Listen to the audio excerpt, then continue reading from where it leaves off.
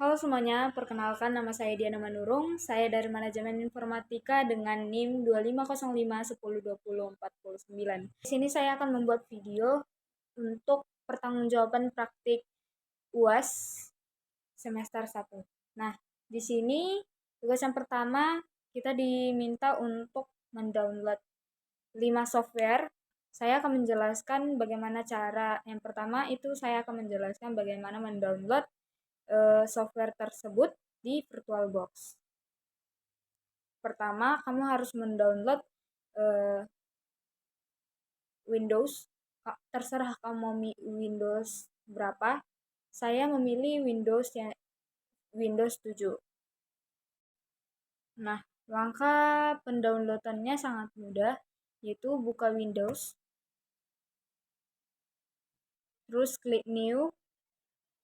Setelah klik New, istilah VNM itu untuk saya sendiri, karena aku pakai Windows 7, aku buat namanya Windows 7. Terus pada folder, aku membuat posisinya di SOD, tugas SOD gitu. Terus pada ISO image, saya membuat file ISO Windows tersebut.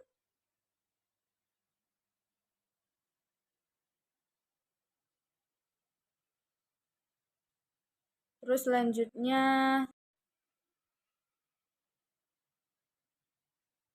pada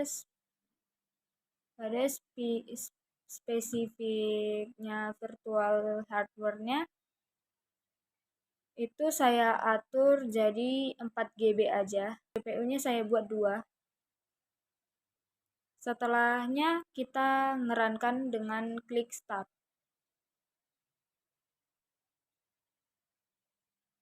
Nah, setelahnya kita akan menunggu sampai prosesnya 100% pada powering VM up.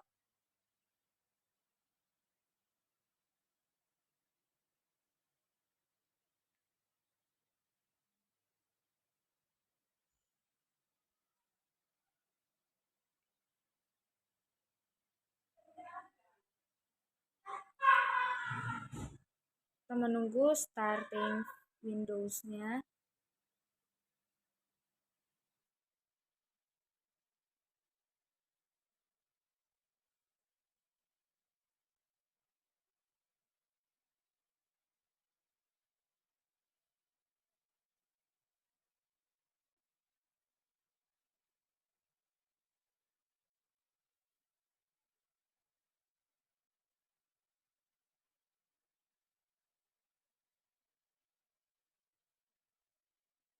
Nah, pada tampilan Windows ini ada Windows 7. Kita klik next aja. Install now. Kita masih menunggu proses loadingnya.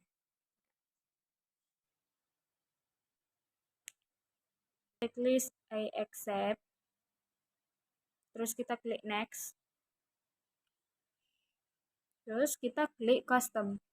Setelahnya kita next. Nah, di bagian sini kita harus menunggu lagi sampai prosesnya benar-benar selesai.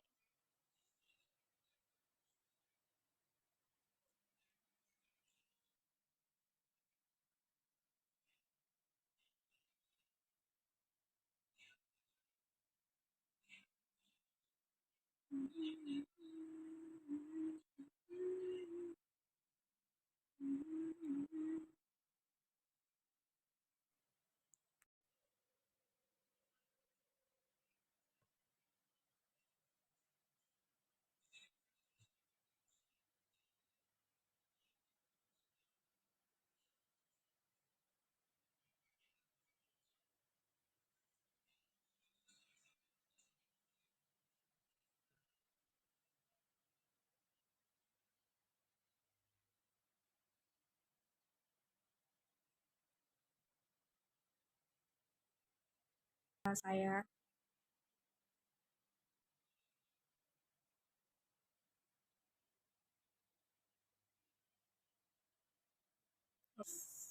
diminta untuk membuat password. Saya sendiri nggak buat password, jadi saya skip. Ini juga saya skip. Terus saya klik public network.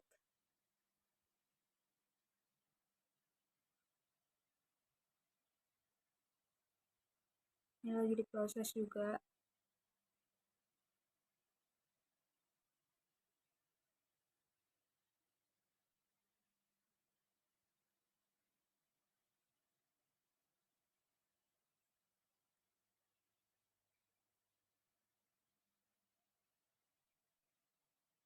Nah, beginilah tampilan dari Windows 7 itu.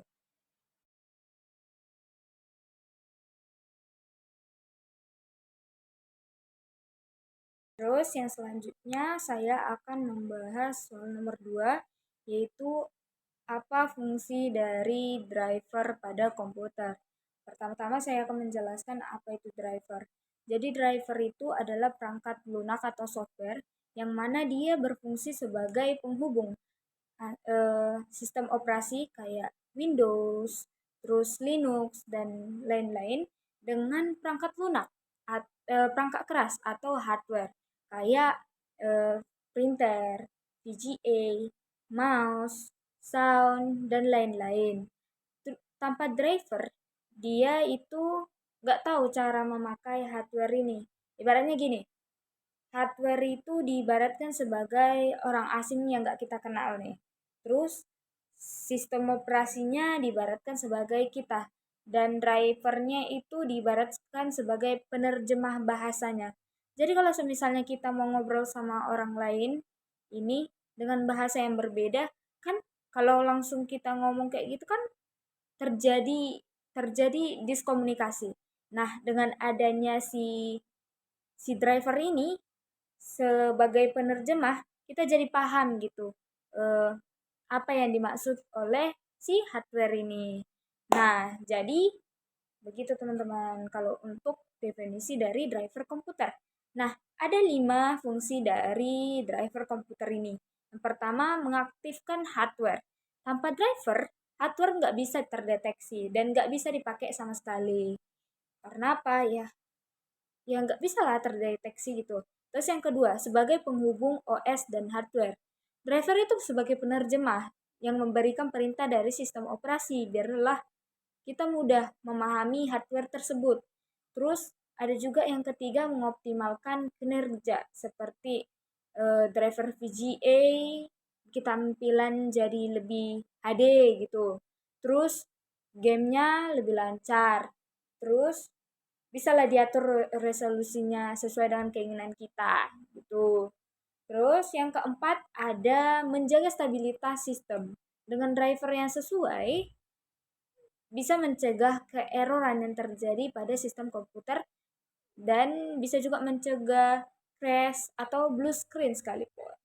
Terus yang kelima, sebagai pengaktif fitur khusus, kayak contohnya driver printer untuk scan dan duplex, terus driver audio untuk efek suara, gitu teman-teman. Terus, apa yang terjadi jika driver nggak ada? Pas yang pertama, kalau kita mau ngeprint, nggak bisa tuh ngeprint karena fiturnya nggak bisa. Terus yang kedua, suaranya nggak keluar. Kayak kalian tiba-tiba, ih kenapa ya suara laptopku nggak bisa keluar.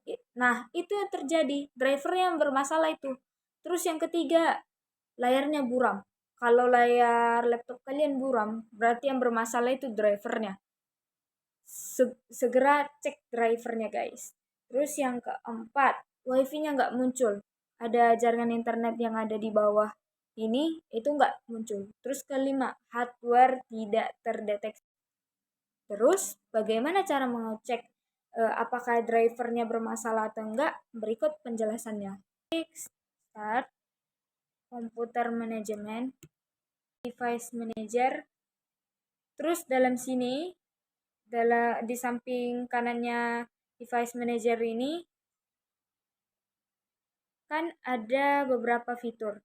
Nah, kalau semisalnya di dalam fitur itu ada tanda segitiga, terus ada peringatan di dalam segitiga itu kayak bentuk peringatan kayak gini, tanda seru, berarti dia itu bermasalah. Kayak mana sih caranya untuk mendownload itu?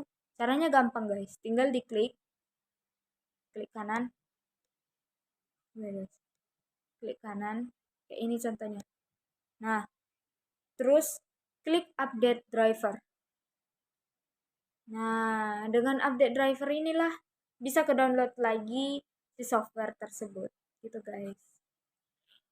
Oke, pada praktik ketiga kita akan mengubah partisi C ke data disk E atau F dan sebagainya. Oke, yang buka komputer manajemen, klik di disk manajemen. Nah, pada disk ini kan udah ada data E. Nah, kita bakal ke data F.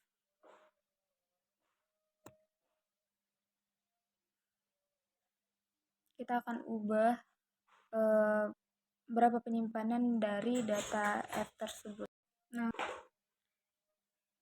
untuk saya sendiri, saya akan mengubah partisi E ini menjadi 12 GB.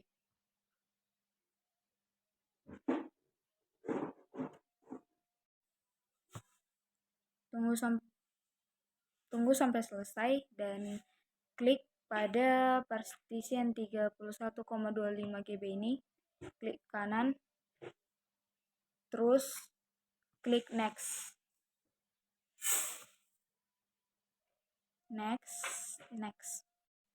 Setelah klik next, di sini akan ada sign drive letter of faith.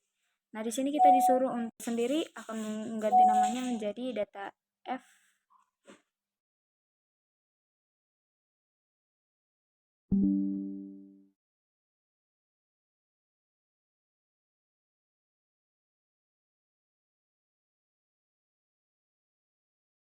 Oke, selanjutnya saya akan menjelaskan bagaimana cara menjaga dan melindungi laptop atau komputer Anda agar tetap awet dan tidak mudah rusak.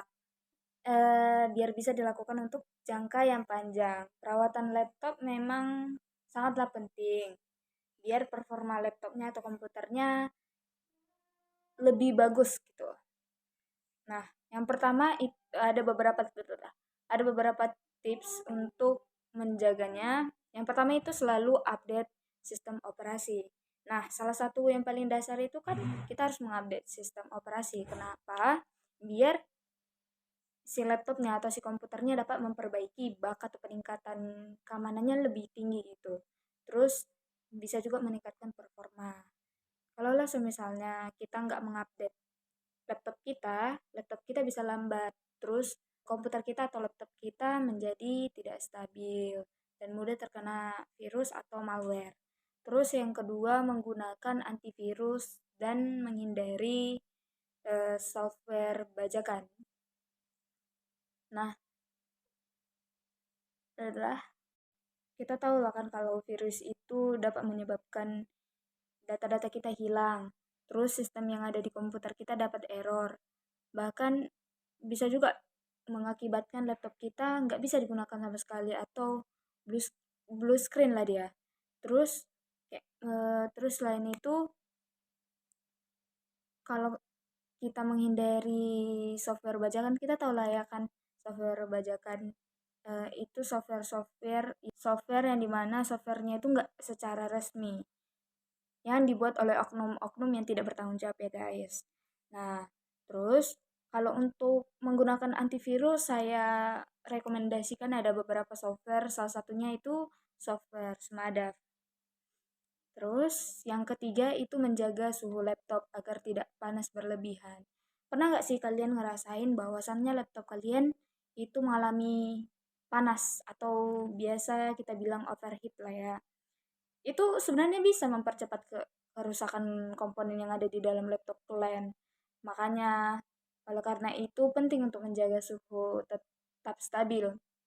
Kayak mana caranya? Yang pertama itu jangan menggunakan laptop kalian di atas kasur atau bantal. Kalau misalnya kita meletakkan laptop kita di atas kasur, eh, kipasnya yang ada di dalam laptop itu bakalan kurang berfungsinya. Karena apa? Karena ruangnya untuk pendingin dari laptop ini nggak keluar dia. Jadi payah. Terus yang kedua gunakanlah laptop di permukaan rata dan keras. Terus kalau lah misalnya kalian punya laptop berjalan cepat dia panas, pakai penambah pendingin ini, pendingin PC atau AC laptop. Terus ada juga yang pakai stakeholder. Nah, stakeholdernya itu cocok lah itu untuk biar jangan terlalu cepat bertukar gitu, laptopnya nggak cepat panas. Terus yang keempat itu gunakanlah pembersih laptop. Nah, aku rekomendasikan kalian memakai cleaner kit.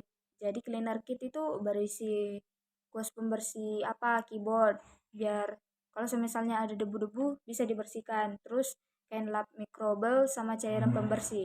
Jadi cairan pembersih ini dapat membersihkan yang namanya layar monitor yang ada di laptop kita atau komputer kita. Terus selanjutnya kita juga membersihkan kipas secara berkala di servis.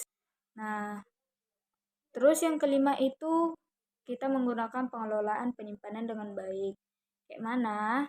Penyimpanan yang penuh, terutama pada drive C, dapat membuat laptop menjadi lambat.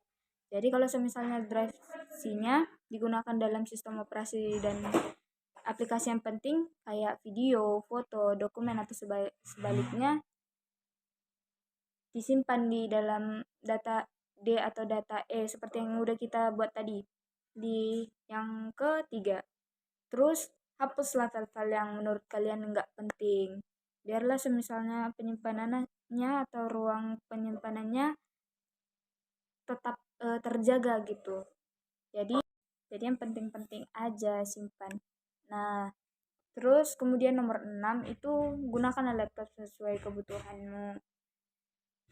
Jadi, jangan terlalu memaksakan laptop dengan spesifikasi rendah untuk menjalankan aplikasi yang berat secara terus-menerus. Sama kayak kita. Kita, kalau misalnya kita memiliki kapasitas A, terus dipaksakan untuk menjadi gajah kan nggak bisa. Walaupun dipaksakan segimanapun kan nggak bisa. Yang ada nanti, ya tau lah. Terus selanjutnya yang ketujuh itu mematikan laptop dengan benar. Kayak mana cara mematikan laptop dengan benar? Nah, dengan cara men-shutdown. Bagaimana cara men-shutdown? Sebelum kita men-shutdown laptop kita atau komputer kita harus meng-close semua aplikasi atau software-software yang kita buka tadi. Kita close dulu, bisa juga dengan pakai CTR Shift ESC, itu kita hapus, kita delete yang kita buka tadi, baru pun kita shutdown gitu. Terus yang kedelapan itu ada menjaga baterai laptop. Baterai juga penting. Baterai juga bagian penting dari laptop. Untuk menjaga baterai agar lebih awet, hindarilah penggunaan laptop sampai baterai benar-benar habis. Jadi penggunaannya yang paling disarankan itu paling rendah ya penggunaannya laptopnya atau baterai laptopnya itu 20 atau 30% lah. Terus kalau menggunakan charger, jangan biarkan laptopnya terus menerus terhubung dengan chargernya, biar baterainya tetap awet dan usia laptopnya panjang gitu. Oke, dengan begitulah dengan melakukan perawatan yang rutin dan benar, kita dapat menjaga performa dari si laptop atau komputer lebih optimal dan memperpanjang usia pemakaian. Sekian dari video saya, terima kasih yang buat nonton. Sampai jumpa, bye-bye.